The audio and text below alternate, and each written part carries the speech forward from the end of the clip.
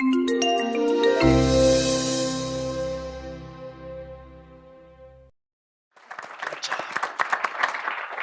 Eric. We have Andrew Chau here. Andrew is the co-founder of Boba Guys. Andrew founded Boba Guys in 2011 with his friend Bin, which we met when they were working at Timbuktu. And then we have Rosa in the center here. Rosa is the founder and CEO of Tea Crush, a tea-based functional beverage brand. Before starting her company, she was in private equity and a venture investor at Warburg Pincus. And Rosa also holds an MBA from Stanford Graduate School of Business. And then at the end, we have Deuki Hong. Deuki is a Korean-American chef. In 2017, he launched the Sunday Hospitality Group, and which includes concepts like Sunday Bird and Sunday at the Museum inside the Asian Art Museum in San Francisco. He's been recognized on the Forbes 30 Under 30 list. And I know this embarrasses you, but I'm also going to call it out. Deuki was also on People Magazine's top 10 hottest chefs in America.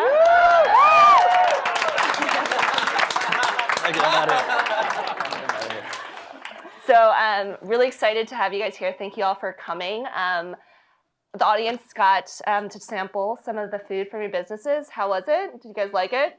Awesome. Boba. Cool. So why don't we get started? And so each of you guys kind of took a leap of faith to start your business and your career, and kind of want to talk about that journey. So why don't we start with you, Rosa? We talked about you were in venture capital, and it seems like you had a successful career there. What made you decide to start your own business in tea? So food has always been a big part of my life and a big part of our culture. So I spent my childhood in China. My grandma used to brew these herbal tonics for me for my immunity and various health benefits that were really nasty. I don't know if you guys ever grew up drinking these herbal tonics, but they are really hard to swallow and they stink up the entire room. But you know, they're really good for you. So I wanted to make a lot of these functional herbs and teas accessible to the masses, which means making them delicious. So that's really what inspired it. It's kind of, you know, going back to the roots. But I actually did not plan to be an entrepreneur. So I actually applied to business school thinking that I would actually go into investing in emerging markets. I had done some investing in China before, just thinking, hey, I want to go to Asia. So after business school, I did actually go to Asia, and I worked with a bunch of consumer product startups on the side while just exploring, and ended up just touring a lot of tea shops and tea farms on my own, just out of interest, and decided, hey, instead of investing, I should just bring some of this tea back. That's how I started from private equity to food. Cool. And Deuki, I know at 15 you started off as a line cook in some restaurants in New York. So tell us about, at such a young age, how did you know that this was kind of the career you wanted, and how did you kind of navigate that, and maybe talk about your parents? How did they feel about you working at a restaurant at 15? Yeah, I think. Oh, hi. I think mine's less of a leap of faith because I think it was somewhat of a natural progression. I started cooking pretty young. I kind of dug one hole for a really long time, for half my life now. And for me, I just had an opportunity. I think my whole kind of testimony as a whole is that I just meet maybe at the right place at the right time, say yes more than I say no. And my baseball coach, I was like really into baseball because I thought I could play baseball for a career. I can't. But my baseball coach was this famous restaurateur, and he got me my start and was like, dude, if you want to cook, great. If you don't, great, you can come to my restaurant. And I kind of fell in love. So yeah, when I was in high school, my after school and all my breaks were spent in restaurant kitchens. And then I went to culinary school and then worked in some awesome restaurants, fine dining restaurants. Got to open up my own kind of Korean barbecue restaurant in New York, and that's kind of where I guess a lot of people, that's where I guess people started caring about what I was doing. That was great. That was an incredible time kind of in my life. It was a really hard time in my life, but it was awesome. And then I came out here a couple of years ago to start Sunday Hospitality, which was, I think after 13 years, I just kind of wanted to start my own thing. But I'm pretty young and I don't know what I'm doing. I don't know what I'm doing here. But we'll go with it. Yeah, we'll go with it, and hopefully it'll be okay. It's like he hasn't been on a tech campus, so he should see him in the cafeteria this morning. Dude, y'all have it so legit. I didn't go to a real college. I did, like, half of you guys, probably all, is that a prerequisite to be I don't know. You guys are smarter than I, is what I'm trying to say. You got, like, Berkeley here, you got Stanford here. I went to a cooking school. Sorry. Like, why you guys brought me here to, like, impart any type of anything? He's like, all this food is free? Yeah, so you can come again, you can refill? He's going to be back here tomorrow, I hear. You'll see me, you'll just see me around. They're like, yeah, it's free, go. Yeah. So Andrew, why don't we turn to you? So you actually came from tech. You had a career here in the Bay Area and Silicon Valley. And I know, so you kind of developed the concept for Boba Guys when you were at Timbuktu. So how did you make that transition from being in tech, like all of us in the audience, and then creating your own business with Boba Guys?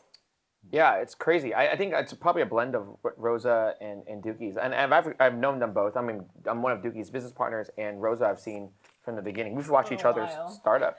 We're in the same kind of founder network. And I would just say, like, a lot of Boba Guys' story, and a lot of it's already been out there, so I don't want to rehash kind of the lore of it, is that we started as a pop-up. And I just want to say right off the bat, it just means that Boba Guys was not like a sure thing. People are always like, oh, you started the next, like, the Asian Starbucks, and you guys are like this thing. And I'm like, no, like, I didn't know what I was doing for the first 3 stores.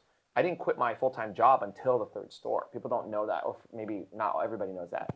And so it means, like, I shaved like 5 years off my life, I bet, working those like 100-hour weeks in the first 3 years. And I think, but how it even began was, I was just kind of frustrated. Actually, this month is always a reminder of why we started Boba Guys. I went to another school, and Go Bears. Anybody know? Go Bears. I went there undergrad and grad. So just how much you know, like how foolish I am to go to public school twice, and and so when I was coming out of grad school, I did my MBA. I was actually supposed to do venture capital, and I remember spending a summer with my uncle in Shanghai, and there's this area, the expat area called Xintiandi, which is this expat, and there's a Haagen-Dazs at the time, and my uncle lives up kind of above it, and we're looking down, and I'm like, oh, I thought Asian people can't eat ice cream because they're lactose intolerant or whatever, and I kind of knew, but I was like, I didn't know it was so popular, and it was killing it, and then he goes, he calls me Zai. He goes, Zai, Andrew, you should learn a little more. Americans know very little about Asia, and we know a lot about America. And I said, you should bring back culture. And I said, I don't know, what do you mean bring back culture? And he was saying how Starbucks was really killing it and emerging in Japan and in China. And he goes, bring our stuff back home. And I was like, what do you mean? And I thought about that for years. And when I was with my co-founder, Ben at Timbuktu, I said, we thought we were going to do an apparel line because we come from more of an apparel fashion background. And before that, I ran CRM at Walmart. So I had a tech, CRM, predictive modeling background, super nerdy Asian stuff. And then I did more like apparel clothing. And then so I was like, maybe I was going to go toward consumer product goods. So long story short, we don't drink alcohol really. So we were like drinking boba every single time. Like, I wonder what the idea should be. Should we do which our friend started Dispatch, if you know that you're fashion, like Dispatch kind of accessories and bags. Our friend Rich started that, and we're like, maybe it would be like what he was doing. But long story short, we're like, why don't we do boba? And we saw Blue Bottle and Phil's doing really well. This is 2011 when Boba Guys came out. And we're like, why don't we just make, we hear that we're hipster boba, we get that we're bougie boba, but we were just like, why don't we just do boba, but for everyone? And that was really the premise of it. And we said, if Haagen-Dazs, if Starbucks can go to Asia, we can go backwards. We can go the other way. And why don't we make boba less about, like, people think Asian people are like stealthy and shady and they don't pay well and not clean. I was like, let's blow that all up. And that was the beginning of Boba Guys. And so now we're 15 stores later. So end of the year will be 20 stores homegrown. We have friends and family money. That's the only we got. And it's never been done, actually. In-N-Out is probably, but that's 40 years. Everybody else, Phil's, Blue Bottle, everybody's taken venture money, and we haven't. And so a lot of the stuff I'll talk about probably today is like, it's purely passion. We never did it for this cash kind of like exit or anything. Cool. So you mentioned about family and kind of their support. So May is Asian American Pacific Islander Heritage Month. So Adrian has held a lot of events throughout the month, kind of celebrating some of the accomplishments of Asian Americans in the industry, as well as putting on programming to support the community here at Google. So can you share a little bit about your background, your upbringing, how that's impacted you and your careers? How has your family impacted your business? We'd love to hear more about that. Deuki, like an order? you start. Let's go with Deuki. Like I cook for a living, so my parents aren't like maybe some of your success. Like they're not that strict. I like tell everybody, it's like not a joke. I moved out to San Francisco and my mom found out, I think 3 months after I moved. She just called me. She's like, dude, where have you been? Like, you haven't been home. I'm like, I moved to San Francisco. They're like, oh, okay. Like, take care. I think it and I say it again, like, I wouldn't be doing what I'm doing if my parents weren't who they were. They were not, my dad didn't graduate high school. My mom thinks she graduated high school. Suspect. We gotta check on that. They're not academics. They just work hard and they just wanted good stuff for me and my sister. And they were very hands-off. They couldn't not be hands-off. They were always working, right? So I never saw them in the morning. I never saw them at night. I just saw them on the weekends here and there. But I got to cook, and I found a lot of my outlet through being with like a kitchen, a team. I really like the people element of a kitchen. If you guys don't ever work in a kitchen, but if you just look from outside in, there's a lot of camaraderie, and it's like a family, right? So I think I kind of saw my family with like kind of other dudes and rough people. And I just felt at home. I felt like their younger brother and whatnot. My parents, my dad, I shared this, we did like another talk prior, but my dad only taught me two things, told me to do two things, was that whatever you do, just try to be really good at it. Just try to be the best at it. And then number two, don't hurt people in the process. And that was it. We barely talk, but we love each other. That's the thing. When people hear it, Asian they're like, Asian loving. they're like, oh, what's your sister up to? I was like, gosh, I have no clue. But like, we all love each other and in a very Asian way. And, but yeah, like I would not be able to do what I do if I didn't. If I had to do it all over again, I would try to be the same. I would want the same mom, same dad. My sister is up in the air. She doesn't really have a, but yeah. So you probably shouldn't share this recording with her after this. Yeah. My mom only speaks Korean, so okay. As long as you guys don't subtitle it, we're good. Okay. I feel like, man, we're talking about family. I feel like we should actually take our shoes off right now and make it even more comfortable. So comfy. Has that ever been done in a talk? Google I don't think it has, but you can start. I might actually right after this. I think for me, both my co-founder and I have a very similar immigrant story. So probably a lot of people in the room, no matter even what ethnicity you are. The immigrant story for our parents, like many other people in that generation, was fleeing a war-torn country, right? So my parents my dad is, he's from Guangzhou, which is this southern China. If you speak Cantonese, it's that area. And he was one of the freedom swimmers. He swam from South China to Hong Kong, which at the time was a British colony. And then he came to U.S. as a refugee. There's about 60,000 people, they say, that are freedom swimmers. So he was one of them. A lot of them are in San Francisco, by the way, if you want to do your Asian history. He just was very stoic, like Deuki's dad. And when I was Asian parents in general, yeah. We can just like a group therapy session, right? Asian parents, they don't talk, never said I love you, but they do acts of service as their love language. So when I had entertained the idea of doing food business, I actually grew up in the food business. When I was a kid in Jersey, we had a restaurant called Hunan Palace. We had different restaurants, but I grew up in the restaurant industry. And so I always was told not to do food. That's actually one thing my parents was like, don't ever do food. It's like why we can make a living, but you should be better than that and all that kind of stuff, which was not the case because I obviously end up in their industry. But ultimately, they just wanted to not work me to not work as hard and me to focus maybe using my brain instead of like my lack of brawn. And so when Boba Guys started, they were actually really upset. And then my mom, who's Taiwanese, got mad because if you know who's Taiwanese in the room, Taiwan number one? Okay. Taiwan, the country of Taiwan, I'm gonna get political on the camera. They are a country because they're the first country to legalize LGBT, right? So there you go.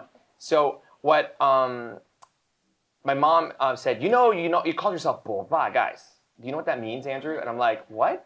And for those who don't know, to bridge cultures, it means breasts. It means boobs. And I really didn't know this. A true story. I did not know until we named it. I was like, Mom, I already bought the domain name. So she goes, oh, Andrew, you're so stupid or whatever. And then true story, I actually asked Bin, my co-founder, I said, hey, my mom says that in Taiwanese slang, boba means boobs. And then he goes, hey, I know. And I'm like, how come he didn't say anything? And he's full Taiwanese. And that was the least of her disappointment. And then so she was like, why would you go into industry? And then, I'll save the drama. We had a long talk, and ultimately it came down to my dad said, I swam and fled to America for a reason, and it was about what you would call freedom out here. And ultimately, if I forced you what to do, and I went to Berkeley as an MCB major, and they thought I was flunking when I changed majors. I was like, no, I just don't like chemistry, and my GPA was fine. I just like business and sociology, which is what I studied at Berkeley. And they basically said, just do what you love. I came here for what you would want to call freedom, so just be free. If I stayed in China, then I would tell you exactly what to do, but that's not what we do here in America. So my dad, of all people, said that to me, and now we call it the new American dream, where I think most of these immigrant parents prefer that. That's why you have the John M. Chus and the Alan Yangs and these amazing artists and the Deuki Hongs, is because you had the parents. He's like top chef. He's modest about his accolades, but a lot of these emerging generation people are there because their parents actually endorsed and supported their dreams, which for them was very foreign, but they understand in America to trap us into kind of like this path is not what they came here for. So I think all of us in this room, a lot of us are in that second generation, and I think we owe it to our parents to kind of like make the best of their sacrifices. Rosa, how about you? Did you have a similar upbringing? I think a similar story in terms of having immigrant parents, and obviously a lot of immigrant families, they really value financial stability. And it's like my parents, at least, there's usually a hierarchy of jobs that they view as like what's best for you. And if you're not smart enough to be a doctor or engineer, you go to finance, which is what I did. I didn't actually grow up with my parents. I grew up with my grandparents. So growing up, I've always been very independent, so I made all my decisions. My grandparents didn't really go to school, so they didn't really care about what I wanted to do or what I did with my time. And to them, it's more like, hey, you're not sick? Great. And then you're, well-fed? Great, that's all they care about. So, which is great for me because I basically chose whatever I wanted to do. So I've always been very independent and somewhat stubborn. And like after business school, I decided to kind of figure out what I want to do, not go back to finance. And my parents, up until this day, it's been 5 years. They still send me emails every once in a while, be like, this person is managing Warren Buffett's money. Maybe you should think about, wealth management. Just like passive aggressively, But I know that they obviously do it out of care. It's just a very different way of viewing the world and viewing what's best for you. But I think by this time they've realized I'm stubborn enough to not listen and just like go with my own decisions. So they're like calling me and be like, so if you're super busy, maybe we can help you like deliver some teas. Oh. Yeah, so that was cute. But I do think that it is hard for a lot of Asian American kids to venture into the food world just because when you think of like a lucrative career, food doesn't exactly come to mind first.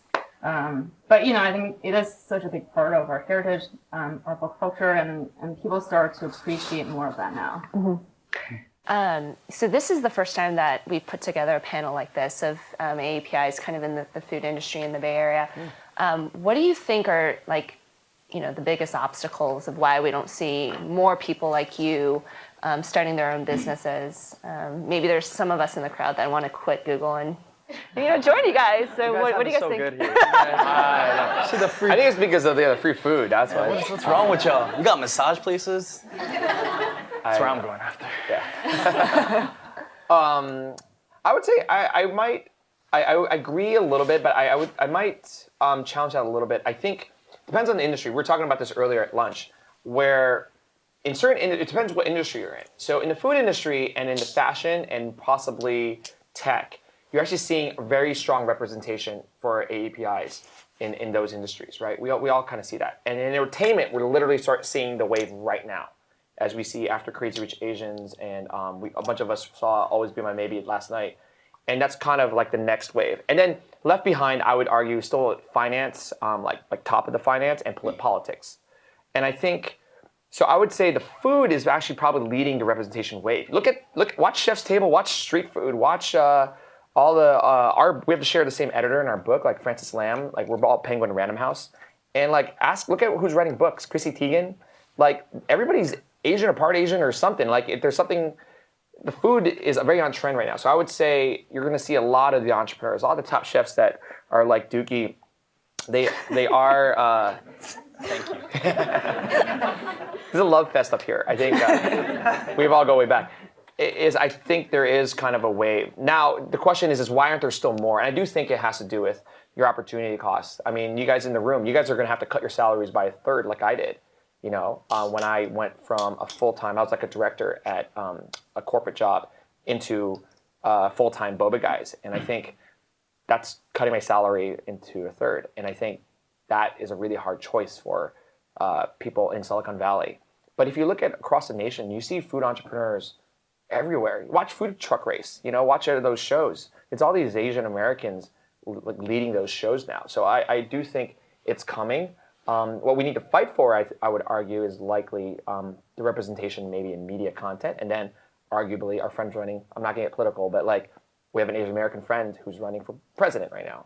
So that's kind of where the world, where I think need to drag them over to the fashion culture side. A lot of the culture right now is the Asian American representation is really strong. Yeah. I think for me, in terms of why, well, first of all, don't come into the food industry, please. Like, I'm looking at everyone and like eye to eye, like guys. No, seriously, don't. If I think also what Chau may not have mentioned or why they don't, I don't understand what the question was, but I think for me, what I appreciate from our industry and maybe not so Asian, like Asians are super competitive. I'm not one that believes in competing with food, but what I really appreciated, like this guy's like my big bro, you know, he's like my mentor, so it's kind of weird sitting on the same, trying to like impart the same, and we did one like last week. I think the whole mentorship kind of is not, maybe it is in Asian culture, but maybe also it's not because you're just like so, or our parents' generation was so busy just surviving and kind of providing for their own, so they're not looking at like, all right, this young kid and trying to like impart any type of wisdom or trying to help him out, right? I think now maybe we're at the generation where we have the kind of the opportunity to just look up and see who we can inspire. Like inspiring the next was not a thing that I even cared about. You know, I was like, I want to do cool concepts. I want to serve people. That's it. It wasn't like, let's go, you know, help. And he does, like he really does hint into, I've really, what I gained the most, I'm actually from New York. I moved here 2 years ago, and what I think I gained the most is definitely like older, not even age-wise, just like more wise mentorship. And for me, I think getting Asians kind of normalizing like mentorship and people, like honestly, a lot of like the Jewish people in New York, they do it so well. Like they always have like their little circle, and they're kind of like, oh, meet my son that like, you know, and then they have like their thing. And I think for me, if we kind of normalize and that make that a part of our culture, whether in food or tech or, you know, you guys all made right decisions in your life, like having mentors or seeking mentors. So it goes both ways, being a mentor, but also when you're kind of in a position to like be hungry to learn and seeking mentors, right? I go to people that I respect. I'm just like, can I be your friend? Like, be my friend. And I do it pretty shamefully, however way you want to look at it. So for me, I think that you grow within whatever industry, but especially food, it's great because it's great that Sunday, and I'm so glad that Sunday hospitality started in San Francisco, which when I started cooking, I was always like, it's going to start in New York. I'm a New York City chef. But I love it that I get to see Chau run his company and Ben run his company. And it really is something that to me, I know is how invaluable it is. I have people call me to talk to him. And for him, he's just a text away. He's just a call away. So for me, that the last 2 years, I think I've grown just as much as it did in the 13 years prior. So hopefully normalizing or making mentorship a part of our culture. I think that's super profound. Can I add something? I think for this audience, I think a lot of people don't realize there's a little bit of inside baseball here or inside food talk and kitchen confidential stuff. But what I don't think maybe the community realizes that like the big three everybody talks about in the food world is like the big bros. They're like the godfathers. It's Roy Choi, Eddie Huang, and David Chang. And you came out of Momofuku, and so a bunch of us we all know each other, and then through them they kind of for me I just openly tell people a lot of Boba Guys' ethos came out of Eddie Huang, and if you notice our social justice bent, I got that from Eddie, and Eddie's been like my daga, like my big bro, and I think whether it's me to Deuki or guy who owns Humphrey Slocum, who you know as well. Is the Asian guy. His name is Hanson Lee. He is the behind the scenes. He's the guy who runs all of Atelier 10, the Kren group. Dominique Kren's person who runs everything is an Asian guy, Hanson Lee, who's our mentor. He's the one who kind of lifted me up and allowed me to kind of bring other people under our wing. And I think what the community doesn't see is, and I want you guys to be very encouraged, is that that's actually happening every day now. And I would say 5-10 years ago, it was not. And now people are like, how come you see our Instagrams, everybody knows each other? It's because there's this kind of like good momentum, this cycle that's actually feeding each other that allows us to be like supporting Rosa. And Rosa sells this in the Sunday at the museum right now. And Boba Guys is sold in some of the tech offices that I have friends that were executives at the tech offices because I grew up in roughly Silicon Valley and I went to college with these people, and it's crazy. And I think that's what I want you guys to be encouraged in. That's actually what's making the food world work. And it just promoting this idea of, we call it abundance mindset, which is like there's more to go, there's so much to go around. And in the AAPI community, historically, we were always fighting each other. And it was what you call scarcity mindset, where there's not enough to go around. And I think this whole abundance mindset is allowing us to look at from the top, where, Chang, Choi, Huang, they're creating these proteges. And the proteges are now creating more, and it's creating a cycle, which is why it's dominating content, it's dominating the food scene, and I really think it belongs to kind of like the leaders who started this all. So you guys have spoken a lot about kind of mentorship, and there's been people in your lives who've kind of helped you, and today, can you talk a little bit, I know from some of our conversations, you guys are involved in some community organizations in the Bay Area. Can you talk about how you guys are kind of giving back, whether it's in the food community or even outside of that?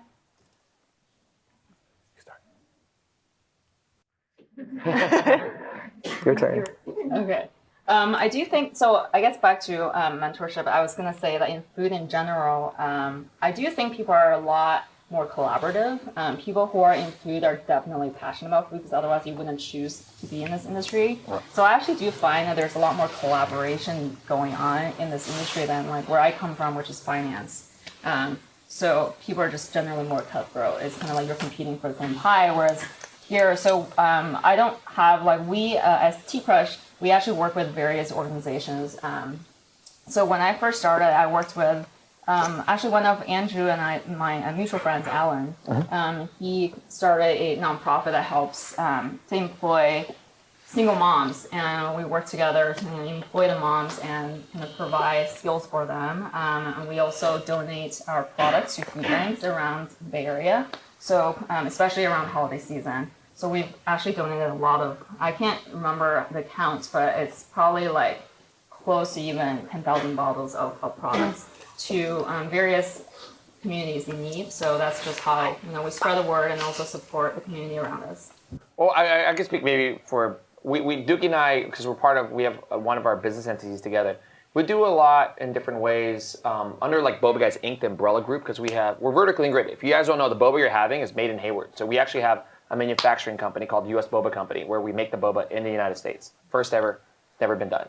And then we have a tea company called Tea People where we source our own teas. And then we have Boba Guys, the retail, which is what most people know. And under that group, we do. If we open up Boba Guys, everybody knows this by now. We have 15 stores. We have 4 more coming. Every single one, opening weekend profits has been going to a nonprofit. So whether it was the North Bay Fire Relief, usually we do something called Little Brothers, which is Friends of the Elderly, which is in San Francisco.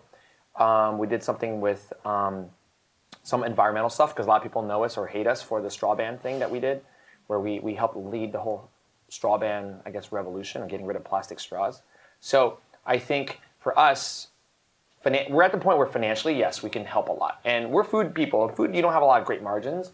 It's I can tell you, it's not capital, like financial capital that we use. Our currency is the actual food itself. So we do a ton of in-kind. I mean, when I do the write-offs, I think we're in the probably 50s, I would say almost 100K of write-offs nowadays to API events that we generally do. And I think if you guys, there's another encouragement to the API community as you guys maybe, not encouraging you guys to start something outside of Google, but if you guys do leave Google or do your own thing and you guys create your own companies, the one thing that I wish the API community did more, aside from mentorship or in addition to, is kind of like the charitability piece. And that's not generally something you see in Eastern culture, right? You see that in Western culture. You don't see that in Asian culture. In Asian culture, it's more about the family. And I think it would be great because it'll create this larger, better perception of what Asian businesses do for the community. So people know at Boba Guys, I'm really involved in politics, so I do a lot of stuff with access to capital, representation, immigration. I was just in DC 2 weeks ago lobbying. And then a lot of people know that we support the arts a lot. So we have some movie directors like Chris in the room, and we support a lot of the arts community, and we know a lot of the arts because they actually have even less money than food people. So there was free food, I'll come. And I was like, wow, I can get an A-lister just for free food. That's kind of interesting. So I think, again, I think the theme maybe if there's one thing I want to get across is the community is really rich, and it's just all about this positive cycle that we're trying to get going. Thanks. So we have a few minutes left. So with that, wanted to open up to questions from the audience. If there's any other questions? We have a mic runner. I have good socks on? Okay, good. Okay, so we're getting comfy. Who's your first? Hey guys. So this is for the whole panel, but one of the things I'm sure many of the people in this room, I also went to Cal. Go Bears. Kind of came from a place where career was your big focus all through school. You go out of school trying to be a doctor, engineer, and is always focused on career success. And it seems like for all of you on the panel that you kind of took a different route. So I want to know in terms of motivation, why decide to do what you guys, what motivated you to okay, I'm not going to stay in finance or investing, and I actually want to do this. What was that motivation for you guys? For me, it was just doing something I'm personally passionate about. I worked with a few, consumer product startups on the side during business school, and to me, that was fascinating to work with a tangible product, especially something, starting something is really hard, and I think a lot of people only see one side of it, is whatever's in the press, and what you don't see is all the hard work behind that. So you end up giving up on a lot of the personal life and your social life. So I do think you have to think very hard about what's something that you're really passionate about. And it's funny because my uncle, actually after business school, I was having this debate in my mind: should I go back, just do whatever I've been doing really well in? And I gave up a lot of money, just to do this. It's actually been 7 years since I drew a salary. So I have not been paying myself, which is kind of crazy. But, I do think that my uncle, who's actually a researcher on finding one's passion, he's one of the top, people in academia researching passion. And he basically said, with passion, it's not something you just sit here and think about and you find it. It's something, passion is kind of one of those things you kind of have to do things on the side, and you can't be passionate about something that you're bad at. So, and it's okay to try different things along the way, and eventually you'll figure out what you're good at, what you're really passionate about. And so for me, it was kind of just, I've done well in finance. To me, that's not something I'm personally passionate about. I wanted to do something that has a root cause to it. And food is something that I love. And yeah, so it's kind of just figuring out, how do I really want to spend my time? I think, like for me, I'm not a chef that like my mom's a horrible cook. Sorry, she's not gonna see this. Like I didn't have that like food. Like I don't go crazy over like heirloom tomatoes and like my first love is restaurants. Ultimately, the core of it is that I love serving people. I think concepts and food and to have an awesome restaurant, you need to serve good food. Henceforth, I am in food. But if it was like, if I figured out drinks, like I think this is the smartest guy in the room. He's like, wait, you sell water. Essentially, you're selling water. Like, yeah, somebody told me like, if you really want to like do well in the business, you gotta sell water. And I was like, oh my gosh, that's Chau. I'm like, it's so annoying, So for me, like it's the fact that I get to do that in many different ways. Sunday, smaller companies, you have like what, 300 plus people now in your company? Yeah, 350. Yeah, it's like huge company. Hate them, love them. But Sunday Boba or Sunday the Sunday group is sorry. That's our like company name. Sunday Our company Boba. LLC is Sunday Yeah, Boba we have an LLC. LLC with Sunday Boba. So it's 15 people, right? And I love that I get to go and just like serve them, And I realize at a certain point is not to make the best X dish. I can do it, but my thing is teaching somebody to do it better than me. And do it consistently. So when your role changes, my motivation is that 15 people becomes, 30 people, and then it becomes 100 people. I would love to just have a company. A month ago, somebody, our mentor Hanson, said, "Don't build a restaurant." Because I was like complaining to him. He was like, "Don't build a restaurant, build a company." And I never thought about it that way because I didn't like go to college and stuff. Like, I went to any like Culinary Institute of America people here? No? Go Bears. We're not Bears. Do you have a mascot? Yeah, the Steels. Okay, we're not talking about it. Yeah. Oh, like the like nice Steel. Steels. Yeah. Okay. I don't want to talk about it. It's really embarrassing. It's cooler than No. Bears. But for me, motivating, I think ultimately it's people. We serve people at the end of the day. Yes, we make awesome product, but core of it, in whatever shape or form, whatever concept it comes in, I believe I'm in the people business more so than the food business. So, did we have any questions on the Dory? Oh, okay. A lot of Asians living in America feel the need to balance between embracing their parents' culture versus fitting in with the American culture. Is that something that any of you struggle with? And if so, how do you deal with it?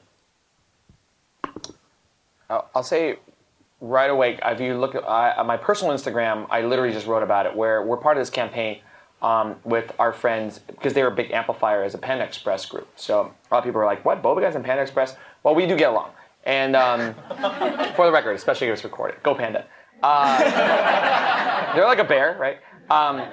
Is that their campaign is the hyphen. I'm technically one of the ambassadors. And I've actually read a lot. It's just really funny. When we did the campaign, a lot of people were like, especially everywhere else in America, you shouldn't have a hyphen. You're not Asian American. We're all Americans. And I've heard that argument, and I didn't know how crazy it was. If you read the comments, it's literally what's going on in Panda Express's comment page. And I'm reading these articles that are about the campaign, and I didn't realize there's this anti-hyphen thing. I was like, wow, that's like hard to like. I didn't know you could be that's that offensive. And I think about now, I actually think we should embrace living in the hyphen. I used to be like, hey, if I was just Asian, I'm too Asian, and obviously I'm a kind of assertive. I talk like an Italian because I grew up in Jersey. So like, I know Jersey kids. So I didn't feel fully Asian because my Asian friends were like, man, you're too crazy for me. And for my white friends, because the way I look, I'm like, I don't know what clam chowder is. And so I think I have to think about, I really didn't. We have a whole chapter about this in our book. I didn't know there was two types of clam chowder. And I had my grandpa make me the wrong ones all the time. There's a red and a white, right? I didn't know that. And so like, I think at the end of the day, I think we should embrace being the hyphen, because I think you can be Asian and American. Why can't we be both, right? And why can't we be African and American, Hispanic and American, Indian and American? You don't say the same about student athlete. Are you a student or an athlete? Well, you're both. Actor, writer, director. are you actor or writer or director? I'm like, how about you be all of them? You could just change your mindset in any given moment. And I think that's actually how I feel like we should think about assimilation and all that kind of stuff. And when I look back at my life, I was always ashamed of the hyphen. And I think now I'm like, the hyphen is what the world needs. The hyphen, all of us in this room, a lot of us are part of the hyphens.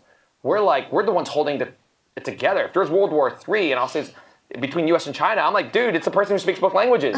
And I help with trade policy. It's like I actually know because I do tariff trades and stuff like that. And I'm like, I actually live between two worlds.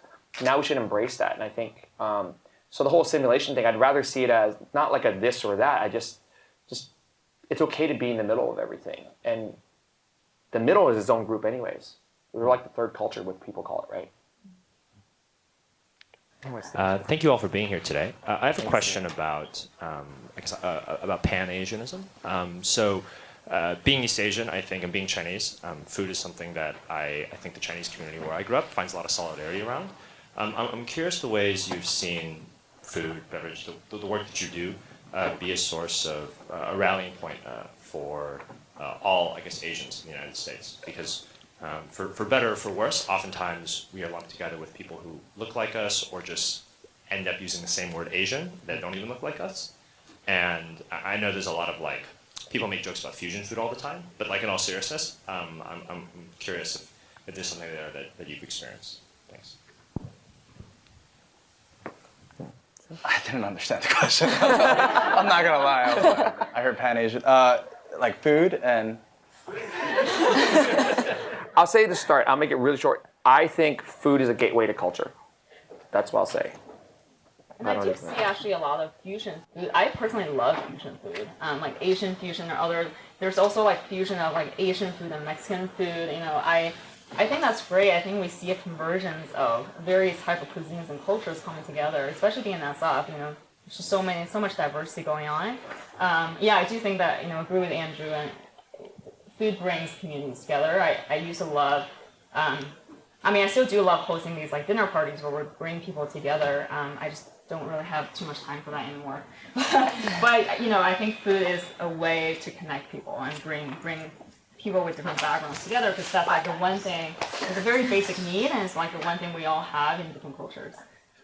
Yeah, food to me is. I said it with the whole. I'm not. I don't like look up recipes and like I haven't seen any of the food content, like the beautiful food, like Chef's Table and stuff like that.